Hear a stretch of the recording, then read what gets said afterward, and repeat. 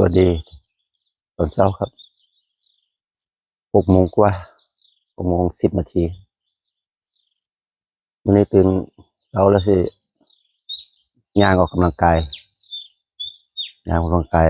ในบริเวณโรงเรียนบ้านโนโรคานะครับนะเดินย่างออกไปโรงเรียน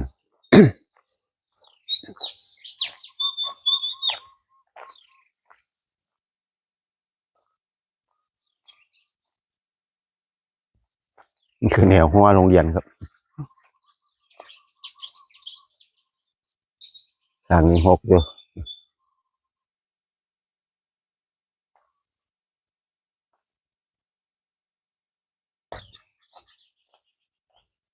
ดอกคูณกำลังออก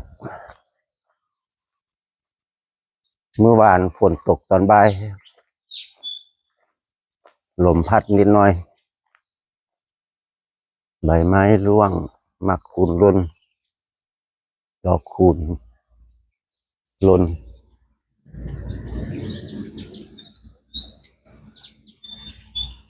ยืดเส้นกันครับยืดเส้นก่อนยืดเส้นกับมานังตัวนี้เส้นขา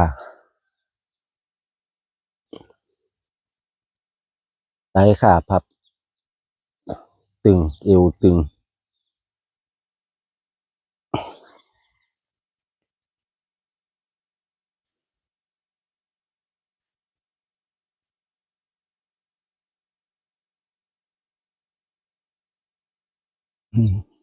ตึง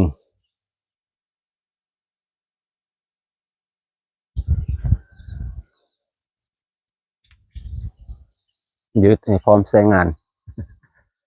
พร้อมใช้งานยาง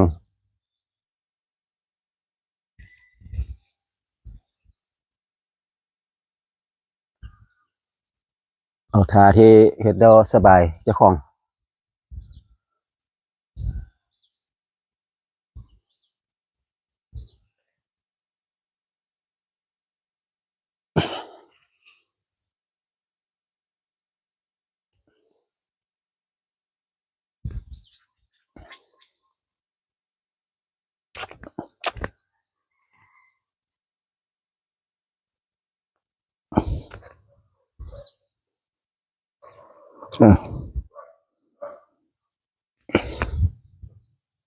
ก็กำลังกายยามมื้อเช้า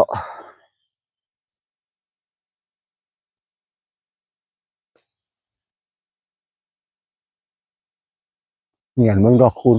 ใบคูณอ่อนมาทางนี้เห็นใบข่าใบข่าอ่อนใบไม้โปร่งอ่อนครับงานนี้เป็นคูณออกดอกพร้อมโอ้โหว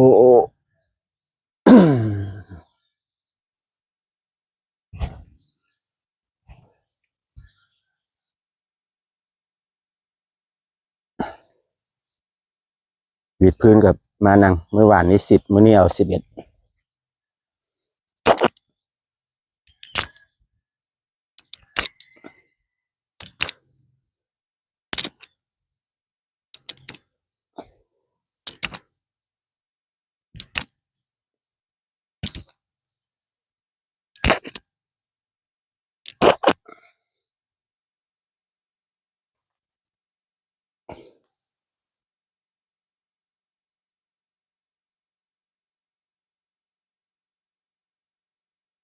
พร้อมยางยามมื้อเช้าอากาศสดชื่นมวยไผ่ในโรงเรียนตอนนี้บริเวณโรงเรียนปู่อยู่บ้านพักเพิ่นก็กลับบ้านช่วงปิดเรียน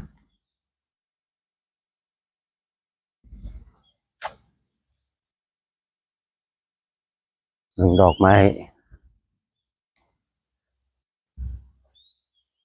เบิ่งข้างหน้าย่างมาทางทิศตะวันออก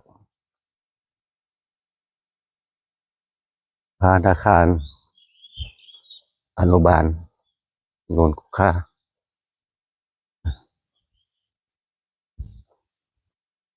ลูกปั้นกำลัง คิดถึงเด็กน้อยอยู่ครับตอนนั้น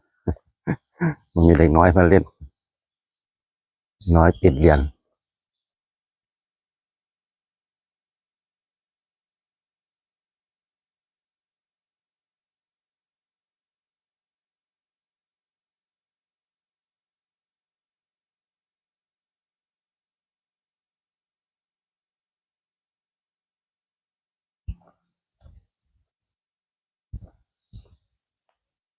ทางเรียนเอาดินมาลงบางทีเทปูนออกมาอีกฮอดเสาฮอดถนนดินมาลง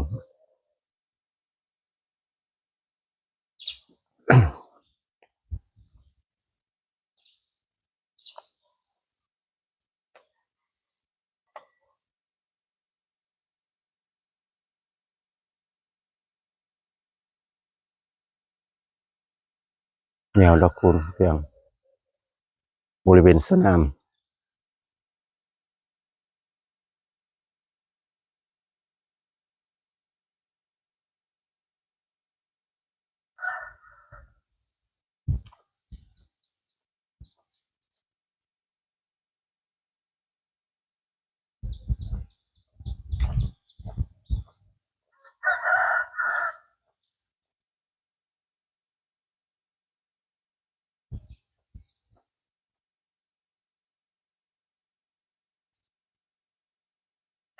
เบื้องบรรยากาศยามเช้าในโรงเรียน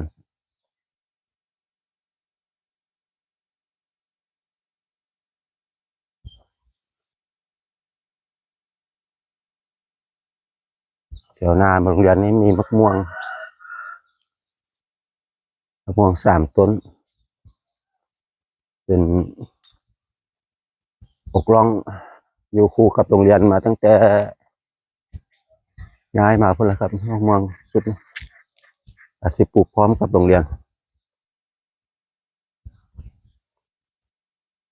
ปลูกพร้อมกับสร้างโรงเรียน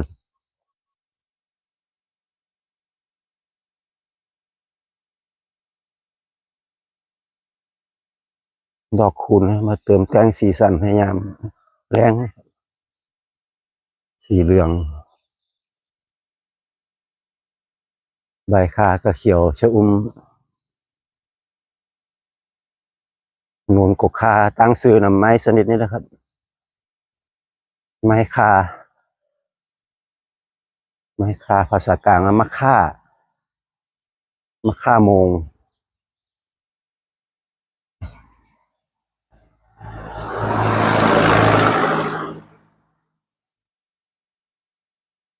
ต้นใหญ่สุดที่เหลืออยู่วัดป่าหนองกกคาครับ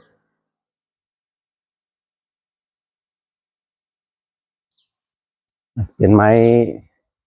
ที่เกิดอยู่ในท้องถิ่นนี้ก็เลยเอาซื้อไม้มาเป็นซื้อบ้านในโรงเรียนนี้ปลูกเอาครับปลูกต้นนี้ตัดแล้วแตกจริงห่มร่มรื่น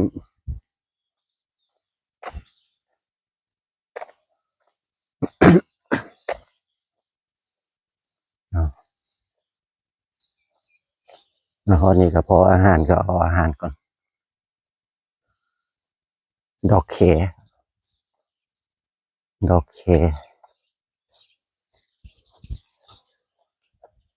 ไป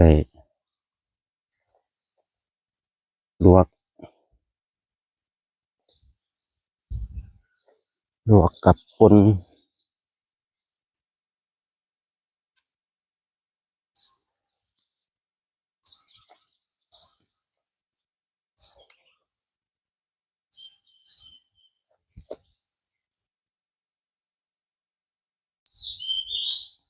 เอาดอกแคมาไว้บ้าน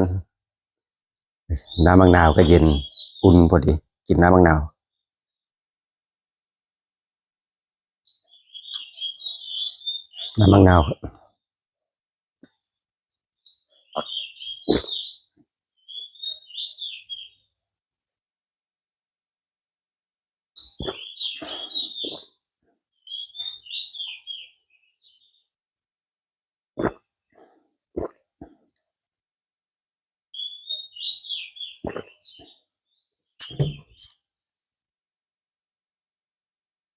ซ้อมมาก็ดื่มน้ำมะนาว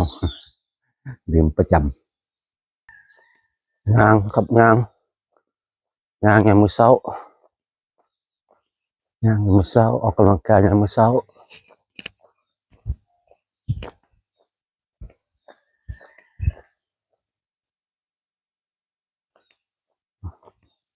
ก้าวยาวๆ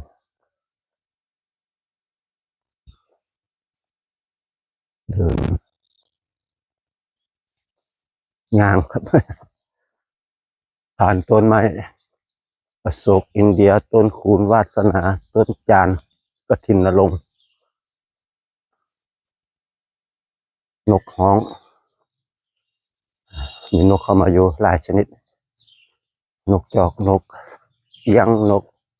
เขาชวาเลี้ยวขวาให้เลี้ยวขวาเลี้ยวขวาเท่านั้น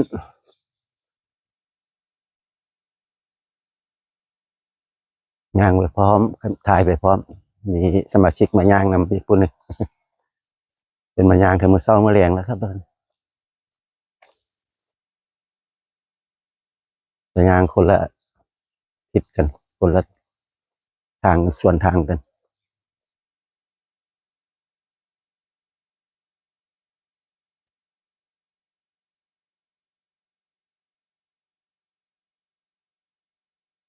ถ้ามีเวลาบ่เร่งรีบก็ย่างครับโดยเฉพาะช่วงนี้อากาศดีนะมื้อเช้าอากาศดี PM บ่ได้พูดถึงแล้วครับ PM ตอนนั้นฝนตกลงมา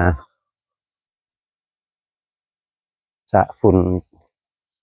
ดิชันบรรยากาศลงมาหมด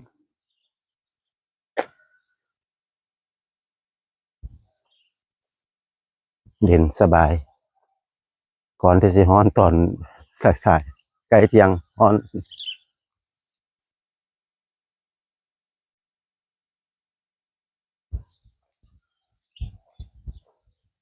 ถนนเส้นหน้าโรงเรียน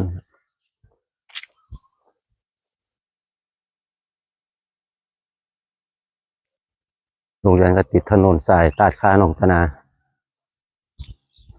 จะไปทางหน้านี่คือออกตาดค่าไปบรรจบเส้นถนนมะลิวันเมืองเลยขอนแก่นถ้าไปตามมอเตอร์ไซค์นี่ก็จะไปสีบุญเรืองได้ครับหนองบัวลำพู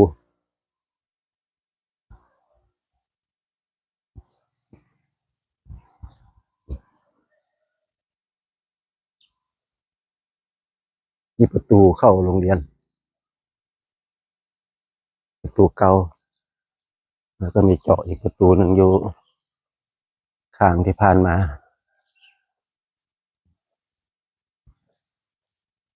นี่คือทางเข้าโรงเรียนเป็นคอนกรีตช่วงแรกที่นนคาได้ครับช่วงต่อมาก็หางบเพิ่มขึ้นเรื่อยๆงบผ้าป่าชาวบ้านซอยกัน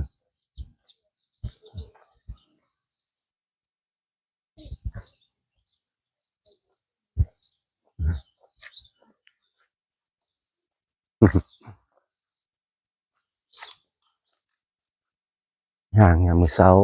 ออกกำลังกาย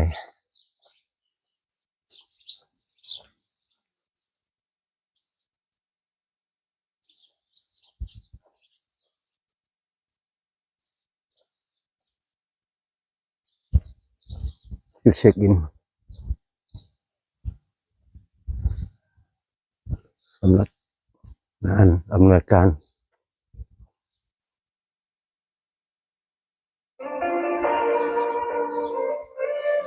รับสมัครนักเรียนผู้ใหญ่บ้านเปิดหอกระจายข่าวแล้วครับ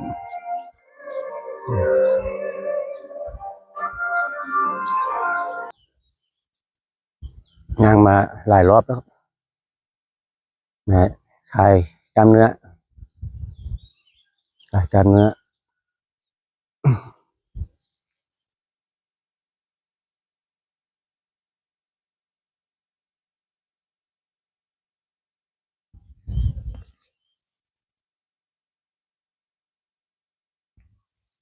ย่างไปพร้อมฟังเพลงไปพร้อม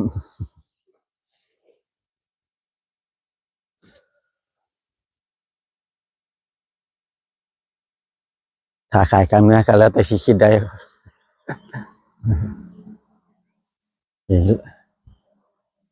ขาเอวหรือว่ากล้ามเนื้อสันหลังนะครับกล้ามเนื้อสันหลังกล้ามเนื้อหน้าท้องแต่ขี้พุงมันมีซิกแพคกล้ามเนื้อแขนคอ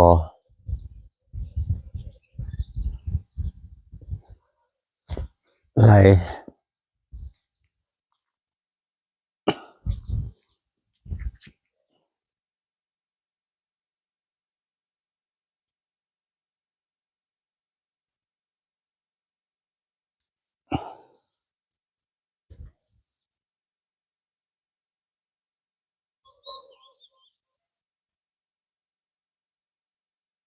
ไอ้แต่โดน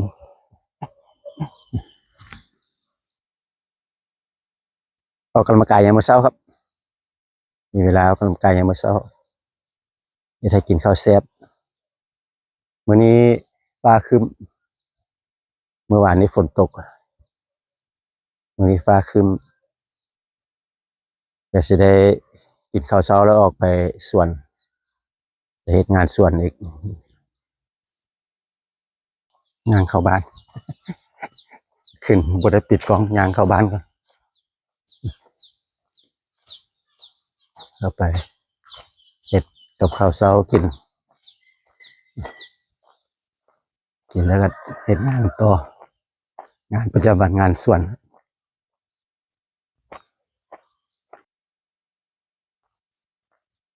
เข้ามาในบ้านตะเวนมะม่วงเป็นทางใดล่ะตึกฝนบ่ทันเบิดน้ำดอกไม้จะได้กินสุกก่อนหมู่น้ำดอกไม้เป็นก่อนหมู่